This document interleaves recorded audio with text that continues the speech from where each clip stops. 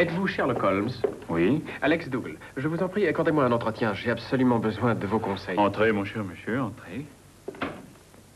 Oh, permettez-moi de vous présenter mon ami et collègue, le docteur Watson.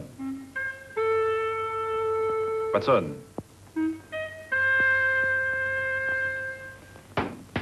Watson.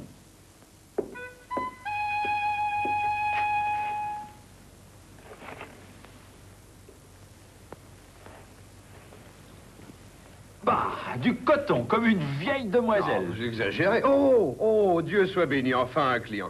Oh, mon pauvre ami, dire que je vous laisse debout. Excusez-moi, je suis impardonnable. Là, tenez, asseyez-vous, je suis à vous tout de suite. Mon cher docteur, monsieur Dougal n'est pas votre client. C'est moi qu'il vient voir.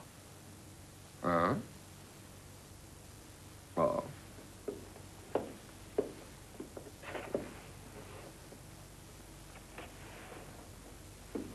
J'imagine que votre visite est motivée par une affaire étroitement liée avec les contusions dont vous souffrez, non? Affaire qui pourrait avoir bientôt un dénouement tragique si certaines jeunes femmes n'épousent pas certains monsieur que je lui ai déconseillé d'épouser. Mais d'autre part, il faut empêcher ce mariage, parce que... J'avoue que j'ai un peu de mal à vous suivre, monsieur Dougal. Quoique pour vous, ce soit très clair. Oui, excusez-moi, monsieur.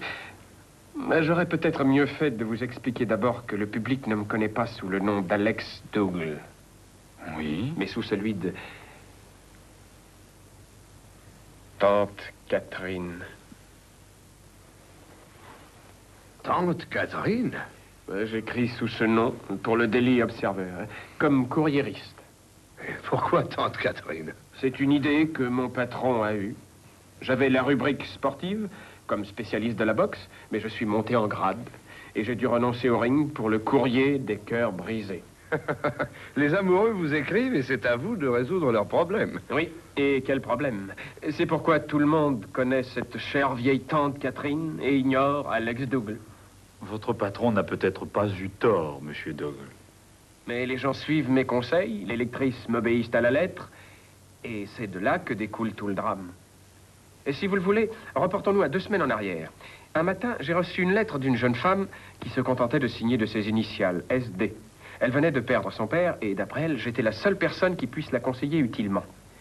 Elle disait aussi que son fiancé était un homme extrêmement irritable, au point d'avoir mis knock-out un inconnu, simplement parce qu'il avait osé la regarder.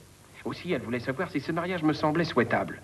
J'ai donné mon avis, et dès le lendemain, à la rédaction, j'ai pu mesurer l'ampleur de la catastrophe.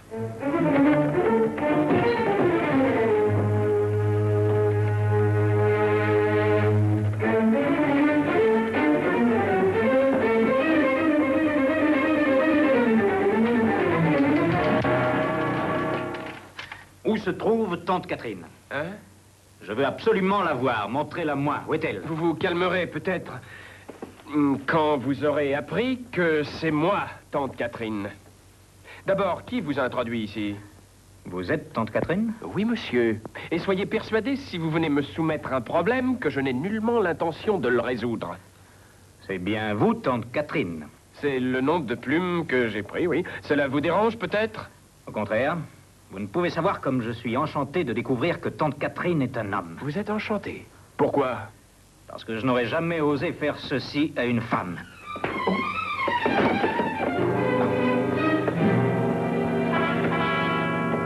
Mais qu'est-ce que ça veut dire?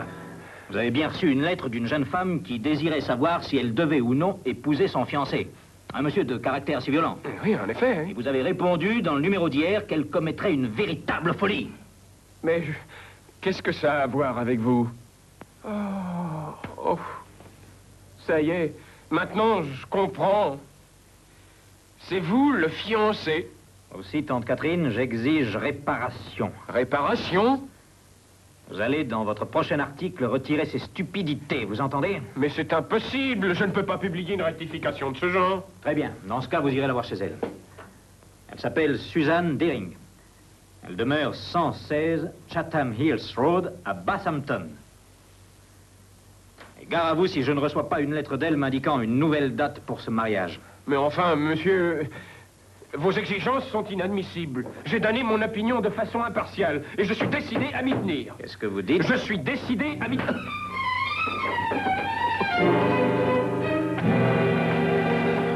Alors, vous disiez? je sais plus, au juste le numéro. C'est 116, je crois. Oh.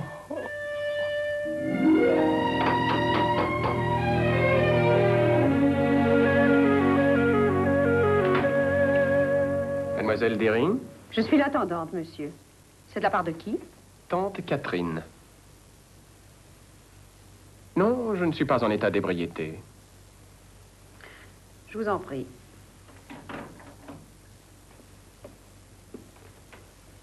Attendez ici, je vais l'avertir.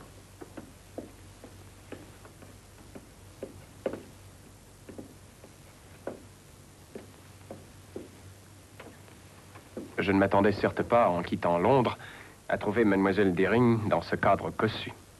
Mes lectrices étaient pour la plupart des midinettes, ou en tout cas des femmes de condition très modestes.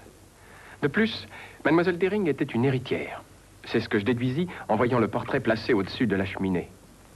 C'était celui d'Oliver Dering, un magnat de l'industrie, terrassé par une crise cardiaque 6 mois auparavant, alors qu'il se livrait à son sport favori, le cyclisme. C'était sans aucun doute le père de Suzanne Dering. Oh, enchanté, monsieur. Je suis très honoré. Ainsi, c'est vous, tante Catherine. Oui, mademoiselle. Le patron du journal trouve que ça inspire plus confiance qu'un nom aussi plat qu'Alex Dougal.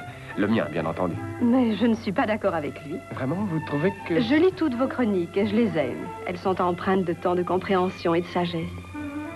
Elles évoquent pour moi les conseils que me donnait mon pauvre père. Ah oui? C'est curieux. S'il n'en était pas ainsi, je ne vous aurais pas consulté. Et je n'aurais pas décommandé mon mariage. Je vois. C'est précisément de cette question que je voudrais vous entretenir, mademoiselle Dering. Vous permettez que je m'asseye un instant? Oh, bien sûr. Oh, je m'excuse, vous semblez souffrant. Oh, un petit accident, ce n'est rien du tout. Encore. Vous ne voulez pas un coussin ou bien... Oh, non, non, merci.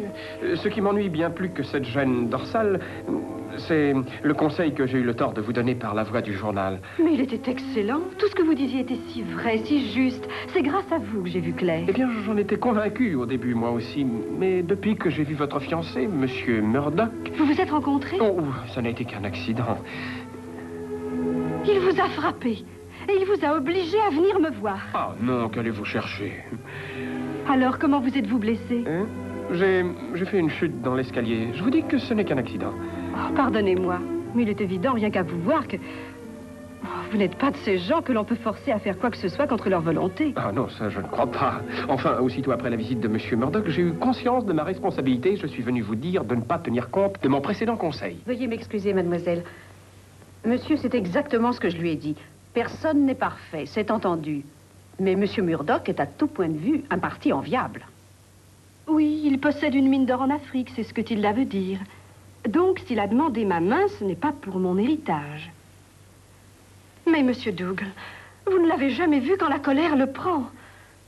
Chère mademoiselle Dering, avez-vous jamais entendu parler du docteur Freud? Non. C'est un jeune Viennois. Il est l'inventeur d'une science nouvelle, la psychanalyse. La colère n'est jamais qu'une soupape de sûreté, l'exutoire normal de toutes les émotions. Elle est donc très normale. Monsieur Dougal, vous en savez les choses. Ça aussi, c'est normal. Je vais écrire immédiatement à Jack pour lui dire que tout est arrangé. Voilà. Et si vous avez une photographie de vous deux, je la ferai publier aux mondanités. Avec cette légende, une heureuse union en perspective. Monsieur Dougal, qu'est-ce qui vous arrive? J'ai dû me déplacer une vertèbre en tombant. Auriez-vous l'amabilité de poser une main sur mon épaule, de poser l'autre vers le bas de mes reins et de pousser... Oh. Merci. Monsieur Dougal, il faut absolument vous soigner. Vous devriez demander à votre femme de vous masser avec un liniment. J'ai bien peur que ce ne soit impossible, mais il y a un bon masseur au club, j'irai le voir. Alors, si je comprends bien, vous n'êtes pas marié? Non, hélas. Chaque fois que je commence à m'intéresser à une jeune personne, elle n'est pas libre. Que voulez-vous, c'est la vie. Mais je ne perds pas courage. Peut-être qu'un jour, je connaîtrai le bonheur comme vous et Monsieur Murdoch. Au fait, vous n'oubliez pas la photo? Oh, je vais vous la chercher.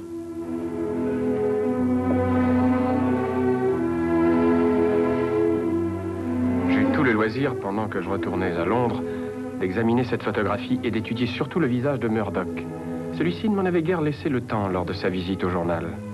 L'entretien avait été si bref, et plus je considérais cette physionomie, plus il me semblait l'avoir déjà vue quelque part. Mais où?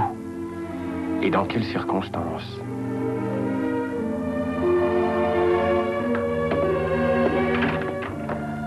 Alors, Douglas, ça a marché comme vous vouliez? Succès complet, à tel point que je compte bien la faire renoncer à ce mariage encore une fois. Vous n'êtes pas Jacques Murdoch, et vous ne possédez aucune mine en Afrique. Vous êtes Freddy Brill, escroc et bookmaker. Sans blague, où êtes-vous allé chercher ça? J'ai tenu la rubrique sportive de l'Observer, monsieur. Et je me souviens très bien de vous. Vous avez fait de la prison pour avoir tué un jockey plus malin que vous. Et il m'est facile de le prouver. Si vous ne me croyez pas, vous n'avez qu'à me suivre. Tous les documents sont ici. Ça me paraît bien inutile. C'est ce que je pense également. Donc c'est l'héritage de mademoiselle Deering. Qui m'intéresse. Et je doute que vous puissiez le lui dire. Que comptez-vous faire? D'abord, je vous invite à mon mariage comme garçon d'honneur. Quoi? Je n'ai plus le droit de vous laisser libre d'agir. Et comme garçon d'honneur, vous aurez de bonnes raisons pour être tout le temps à mon côté. Mais c'est insensé. Ensuite, j'ai une promesse à vous faire. Si Suzanne venait à connaître ma vraie identité avant notre mariage, je ne chercherai pas à savoir qui la lui a révélée. Car ce ne pourrait être que vous. Et je vous tuerai sans aucune hésitation.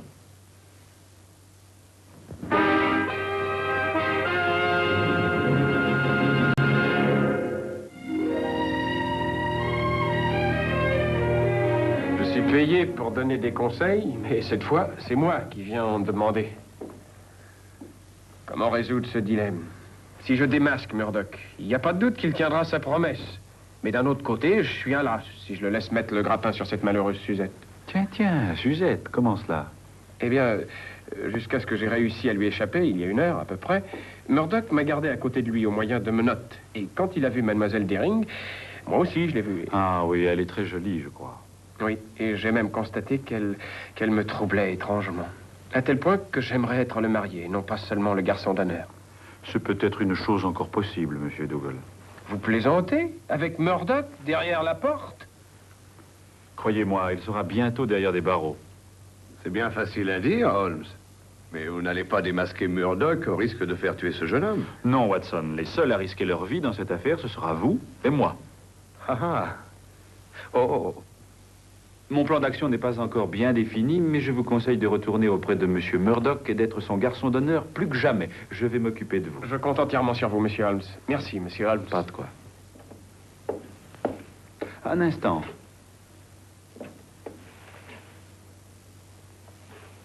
Vous pouvez y aller.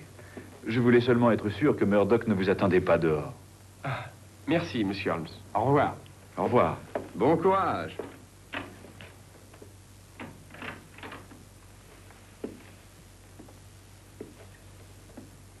Comment comptez-vous secourir ce pauvre garçon? En empêchant Murdoch d'atteindre son objectif. Mais comment? Je vais prouver qu'il a assassiné le père de mademoiselle Deering. Quoi? Enfermé derrière des barreaux, Murdoch ne pourra épouser mademoiselle Deering ni tuer ce pauvre Dougal. Mais le père de mademoiselle Deering est mort d'une crise cardiaque en faisant de la bicyclette, vous le savez comme moi. Mon cher Watson, on a fait croire qu'il se promenait à bicyclette. Là, vraiment, vous exagérez, Holmes. Vous n'avez même pas quitté cette pièce. Comment pouvez-vous avancer cela? Ah, voilà. Je savais que je l'avais rangé quelque part. Tenez, regardez. Lorsqu'on a publié cette photo, je l'ai montrée à l'inspecteur Lestrade, comme preuve qu'Olivier Deering avait été assassiné. Mais ce cher lourdeau d'inspecteur, toujours aussi clairvoyant, a refusé d'y prêter la moindre attention. S'il y a eu assassinat, je ne vois rien qui l'indique. Remarquez le veston de Deering? Oui, eh bien. Il est boutonné du côté gauche. Et alors? Eh bien, regardez le vôtre. Il est boutonné à droite, mais... Selon ma théorie, Deering était chez lui, en manche de chemise, quand Murdoch l'a assommé d'un coup sur la tête, qui l'a tué. Ensuite, pour déguiser son crime, Murdoch, avec l'aide d'une femme, a habillé Deering et l'a déposé sur le bord d'une petite route à côté de la fameuse bicyclette. Mais ils ont commis une faute capitale, en boutonnant le veston du mauvais côté. Oui, mais attendez, je ne vous suis plus. Vous avez parlé d'une femme. Quelle femme? Mais sa complice, bien sûr. Je ne vois qu'une femme pour avoir boutonné le veston de Dering du côté gauche, puisque les femmes boutonnent ainsi leur manteau. Tiens, en fait de manteau, à votre place, je m'habillerai chaudement. Les nuits sont assez fraîches. Mais à supposer que vous ayez raison, qu'est-ce qui motivait l'assassinat de Dering? Mon hypothèse est que Dering, ayant découvert que Murdoch n'était qu'un escroc, lui a refusé la main de sa fille. Et Murdoch, voyant lui échapper la fortune convoitée, est devenu fou de rage. Venez, Watson, nous prendrons l'estrade en chemin. D'accord. Je prends un manteau.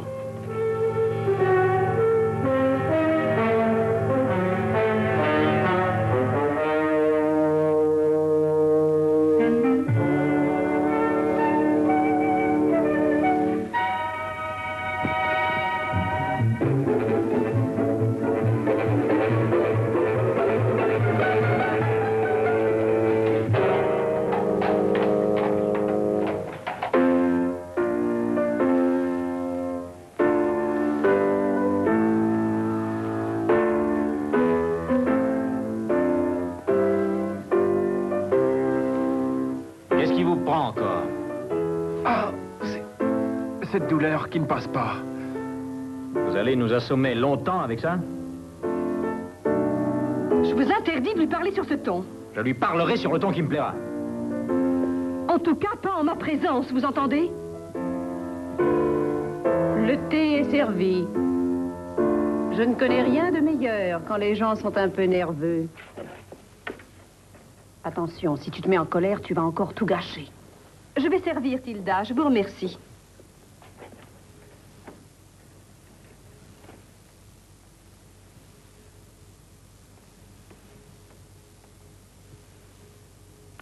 Comment n'y avais-je pas pensé, mais c'est évident. Qu'est-ce qui est évident? Sa complice, c'est Tilda. Pensez... Oui, il n'y a qu'une personne de la maison qui ait pu être témoin du meurtre. Tilda est forcément cette personne. Elle devait aussi être intime avec Murdoch. Et d'après la manière dont elle vient de lui parler, cela ne fait plus de doute. Je trouve votre théorie aussi fantastique aujourd'hui que la première fois, Holmes. Lestrade, donnez-moi votre revolver. Et pourquoi faire? Juste confronter ma théorie avec la réalité. Oh non, mais vous êtes fou, voyons. Soyez sans crainte, je ne vais tuer personne.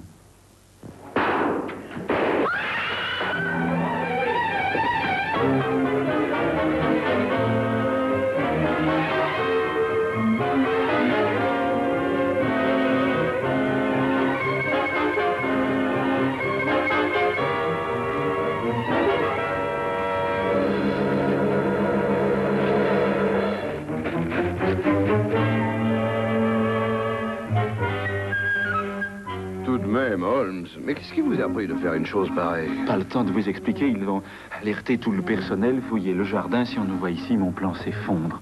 Flûte, où est passé Lestrade? Lestrade! Lestrade! Il était juste derrière nous il y a un instant. Misérable. Si les autres le trouvent, tout est fichu. Il faut absolument le retrouver. Lestrade! Lestrade! Oh non, Holmes, regardez. Parfait, parfait. Je reconnais là l'adresse habituelle de notre cher inspecteur. Ma parole, on vous a pris pour un poisson. Mais enfin, qu'est-ce que c'est Un que filet ça? de badminton. Et vous courez les yeux fermés. Dites. Au secours! À l'assassin! Holmes, écoutez. Au secours! Les jardiniers, probablement. Ils ont l'air de venir par ici. Il faut rejoindre notre voiture. Vite, Lestrade. Mais débarrassez-moi dans ce truc-là, Non, je regrette, nous sommes pressés. Allez, en route.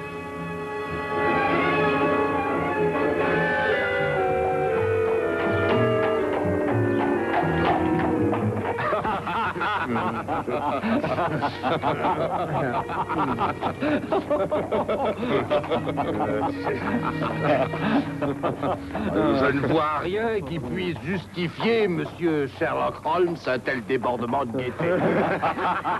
Je m'excuse, ma chère Lestrade, mais je crois qu'au jour de ma mort, je vous verrai encore vous débattant dans votre filet comme une carpe. Vous auriez peut-être trouvé ça moins drôle, Holmes, si c'était vous qui aviez arraché ce maudit filet de ces poteaux. Il aurait été plus simple de passer dessous, vous ne croyez pas?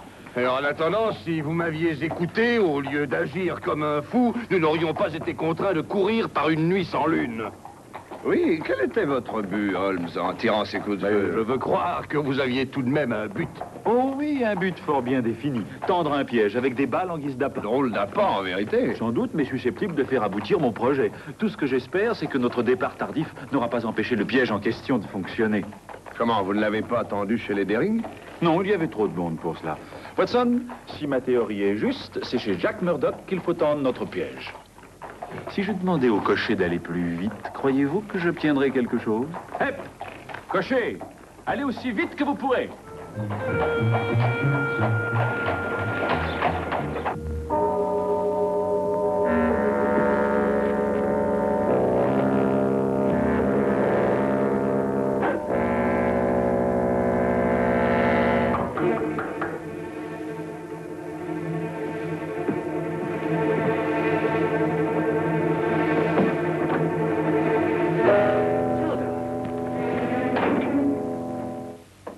Dougal est là-haut. Si jamais il te voyait... Je n'en ai pas pour longtemps. Non, mais tu es folle. Il n'y a plus que 2 jours d'ici le mariage, et après, on partage le magot. Tu veux dire que tu le gardes pour toi? Tu n'as jamais eu l'intention de partager l'argent avec moi. Pourquoi te fais-tu du mauvais sang? Du moment où j'épouse Suzanne, il y a 50 livres pour toi. Je te l'ai promis, alors. Oui, mais la situation était un peu différente. J'étais là quand tu as tué le père d'Erigne. Et tu avais peur que j'aille tout raconter à la police. Et puis, les mois ont passé, et tu as trouvé un moyen plus radical et plus commode de me faire taire. Quoi? Quel moyen? Tu as essayé de m'avoir. Tu as payé quelqu'un pour me tuer. Tilda, je te jure que je ne sais pas qui a tiré sur nous pendant le thé. Jure tout ce que tu veux, tu ne me feras jamais avaler ça. Il n'y a qu'une personne qui pouvait avoir intérêt à me supprimer, et cette personne, c'est toi. Tant que tu seras vivant, jamais je ne me sentirai tranquille. À votre place, je ne ferai pas ça, mademoiselle. Lâchez ce revolver. Je vous arrête, nous avons entendu tout ce que vous avez dit. Tu vois que ce n'était pas moi. C'est la police qui a tiré sur toi tout à l'heure. Ah, pardon, c'est Monsieur Holmes qui a tiré. Je savais provoquer ainsi une réaction profitable. Pour votre gouverne, rappelez-vous que 2 complices ne doivent jamais avoir confiance l'un dans l'autre. Mais c'est vous!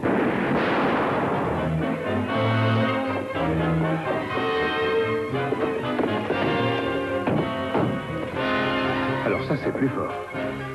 J'ai perfectionné ma droite depuis que j'ai fait sa connaissance. Félicitations, mon cher, c'est du très joli travail.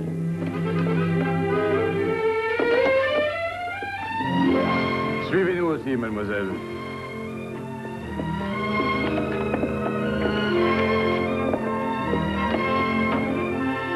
Dans la bagarre, je crois que j'ai changé de sexe. Tante Catherine est morte.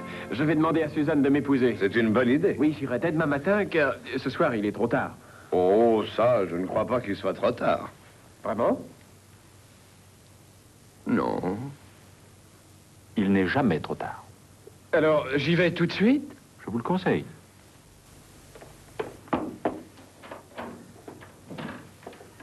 Non content de démasquer des criminels, vous faites le bonheur des amoureux. Eh bien, maintenant, je vous appellerai Tante Catherine. Quoi? Ah, je vous en prie. Cette fois, vous dépassez les bornes.